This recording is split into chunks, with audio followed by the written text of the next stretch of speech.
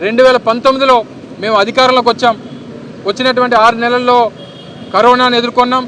తర్వాత పరిస్థితులన్నీ సద్దుమణిగిన తర్వాత కేంద్రం నుంచి రైల్వే జోన్ ఏర్పాటుకి సంబంధించినటువంటి భూమికి కేటాయింపులు చేయమని చెప్పి వారు కోరడం జరిగింది. ముడసల్లో దగ్గర దాదాపు 50 ఎకరాల భూమిని 2024 జనవరి మాసంలో భూమిని కేటాయించాం. దానికి సంబంధించినటువంటి గెజిట్ కూడా నిన్న మొన్న విడుదలైనటువంటి పరిస్థితులు చూసాం.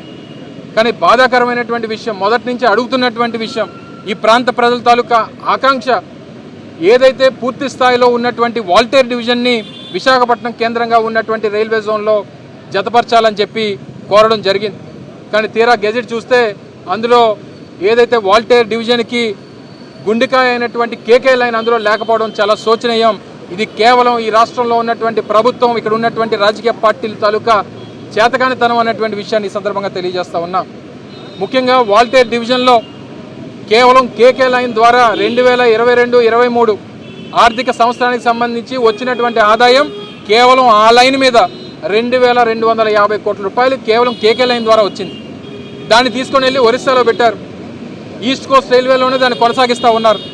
మొదటి నుంచి అడుగుతున్నటువంటిది పూర్తిగా వాల్టేర్ డివిజన్లో ఏవైతే లైన్స్ ఉన్నాయో, ప్రధానంగా కేకే లైన్ ఏదైతే ఉందో, కొత్త వలస కిరండల్ లైన్ ఏదైతే ఉందో, పూర్తి ఆదాయాన్ని ఇస్తున్నటువంటి లైన్ని తీసుకొని వెళ్ళి మీరు ఒరిస్సాలో పెడితే అంటే ఇక్కడ ఉన్నటువంటి పాలకులు చేతకాని వాళ్ళ కాదా అన్నటువంటిది ఒకసారి ప్రజలు ఆలోచన చేయమని చెప్పి కోరుతా ఉన్నా.